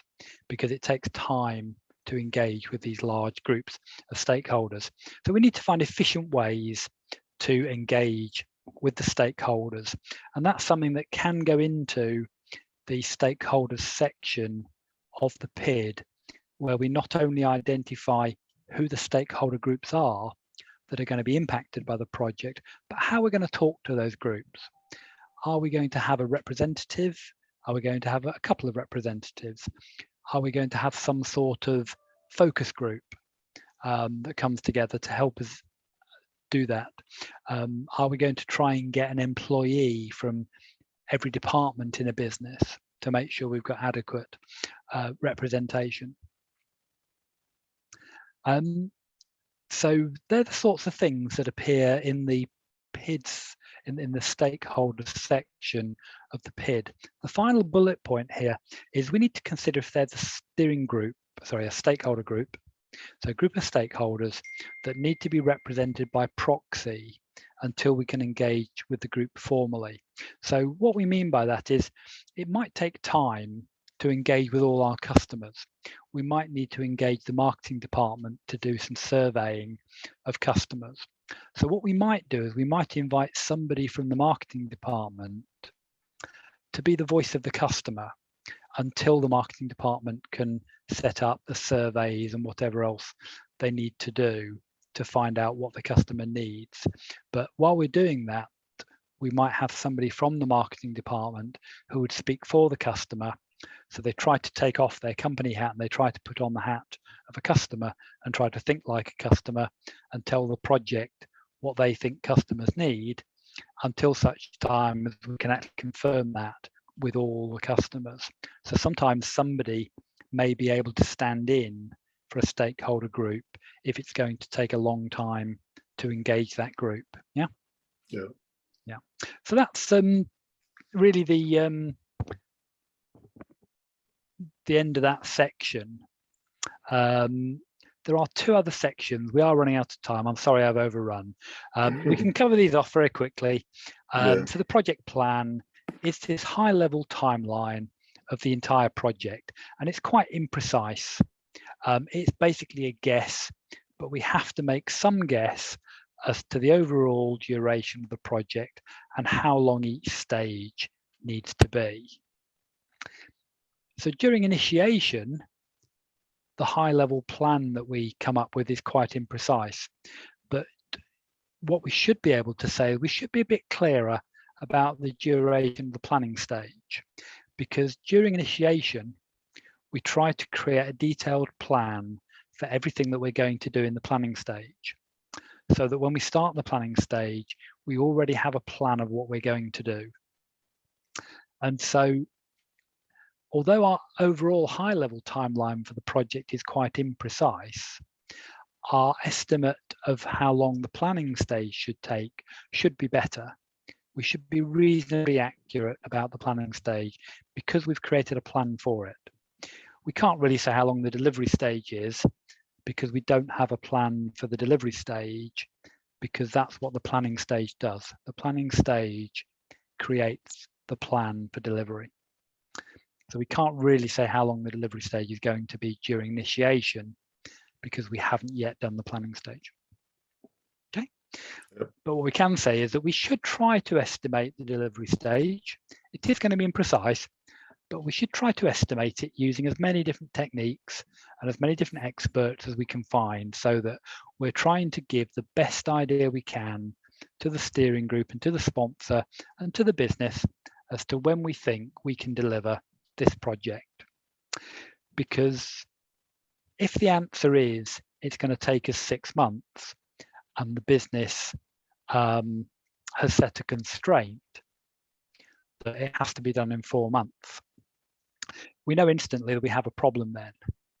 And I would expect that the sponsor wouldn't sign off the PID with a constraint that says 4 months and a plan that says 6 months. Yep. Because that's not consistent. Something has to change.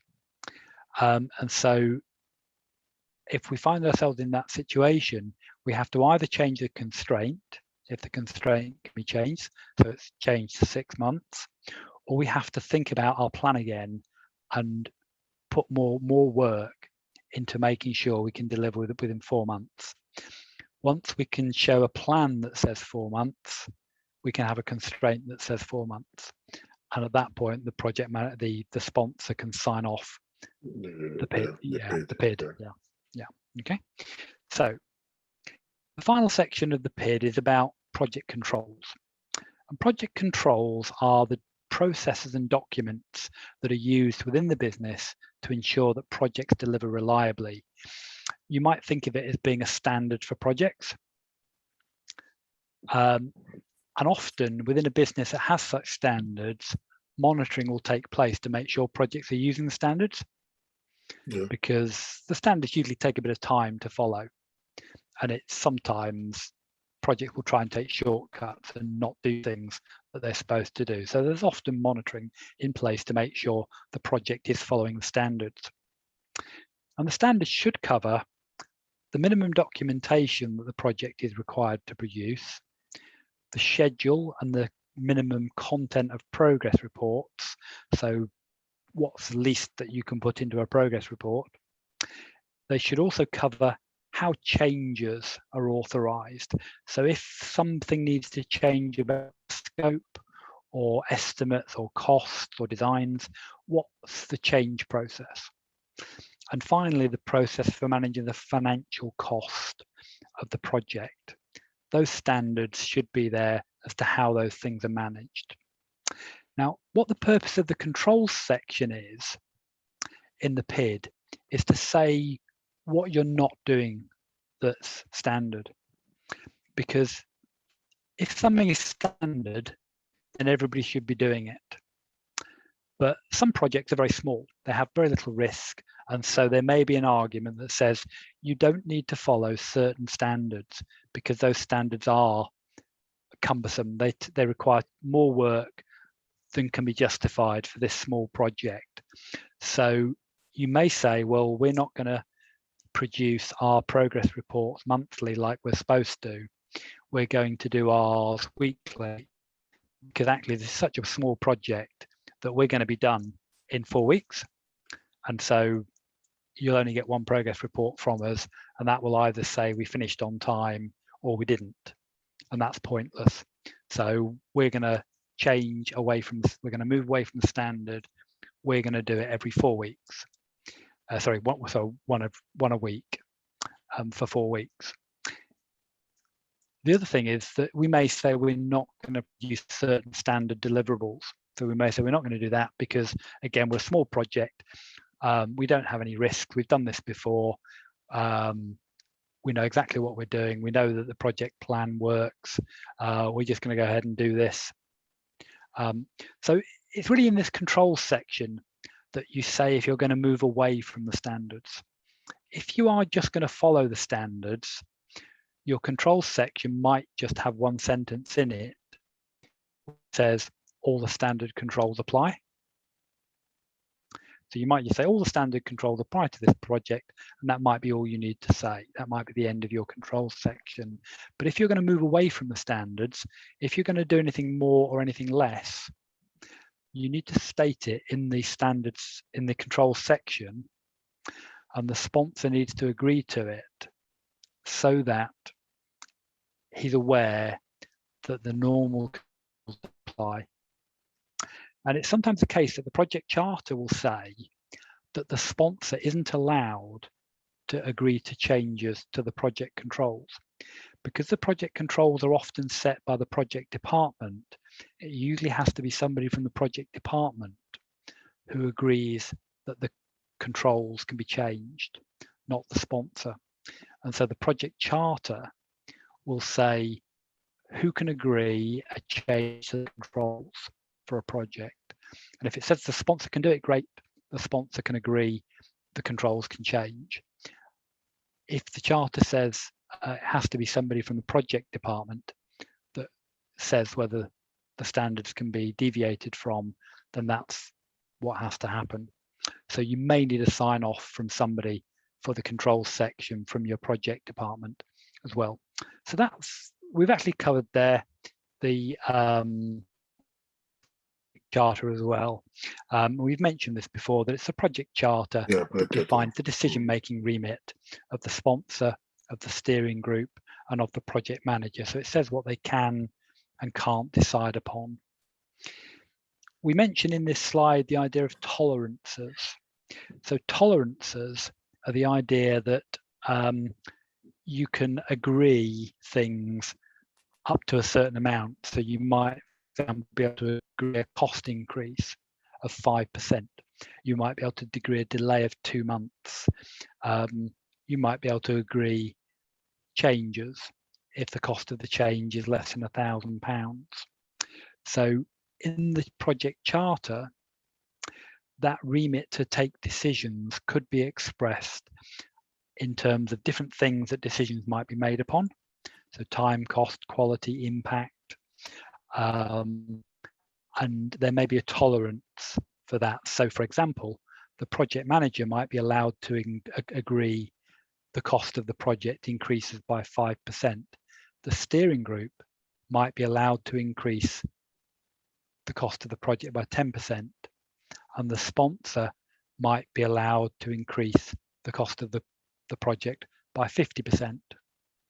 Yeah, so you can see how within the charter, sometimes called the terms of reference, who can decide what and within what boundaries, that's where those decision-making criteria would be set. Yeah, limitations. Yeah, exactly. Okay, so that's our summary. I'm sorry it's taken longer to get there, but we have covered everything we needed to, and that hopefully gives you a good idea as to what should be in a project initiation document and a project charter that are created during the project initiation stage, in order that we can communicate with everybody that we need to communicate, so that we can tell people what we know about the project and people can see what we know and what we want them to know about the project. So are there any questions before we wrap up? Yeah, I'm just thinking about the aspect of stakeholders. Yeah. I think you said stakeholders are the people that will be affected by the project. Yes, that's right. So from my experience when dealing with dealing with people, especially when things will affect people, is it possible to, if 100%, if you're not able to capture 100%, can you still go ahead with the project? Yes, I think you can. The question is sort of a risk question as to, if you've not been able to engage with everyone, or you can't get everyone's agreement on things, but you still need to deliver your project and you still need to move forward with it. If you proceed without that agreement, you're taking a risk. So it's the sort of thing where this is where either the steering group or the sponsor can be very useful, because you can go to them and say, look, I'm having trouble engaging with this particular stakeholder. He just won't give me the time to talk about the project. Somebody in the steering group may offer to go and speak to that person, and it's then much harder for the stakeholder to refuse to engage with the project if somebody very senior has been to see them and has asked them to engage with you in order to deliver the project. So that's one way that the sponsor or this steering group can help you with stakeholder engagement. The other thing is, of course, if they can give you permission to not engage with them. They can say, sort of, yes, I can see why you want to engage with so and so, but if it's proving too difficult to do that, then we can take sensible decisions about that. So you can have permission to leave them out. But the difficulty then is of course, if you leave somebody out, you do run the risk that they don't accept what the project is trying to deliver. So, engaging with stakeholders is time consuming. Because they all have different ideas about what the project should be doing. They all have different requirements, and so it becomes quite hard work to engage with stakeholders. But the risk is, if you don't do it, then you miss out on really important things that will make the project successful. They can, one stakeholder can be the difference between a project being successful and a project being a failure. So we need to be very careful about not engaging with certain stakeholders. It needs to be done very thoughtfully and really as a last resort. That's a good question. Has that answered the question? Yeah, it does. Yeah. So is there anything else that you wanted to ask about what we've covered in this section on the project initiation document? No, I think I'm okay. Yeah. Super. Oh, thanks ever so much for bearing with us. We are recording the session, It will be a little longer than other sessions, but it will be available on YouTube when I can get it uploaded. The upload always takes quite a long time, and when I was doing last week's recording, it did fail halfway through and I had to restart it, but that's by the by. Okay, so it will be there, and I'll put a note up on Telegram when the recording's there. Okay. Okay, so we don't have assignments today. Yes, there are no assignments. I should have mentioned that. Yes, all right. Yes, you're lucky, and well done. Yeah, right, well done on the assignment 3.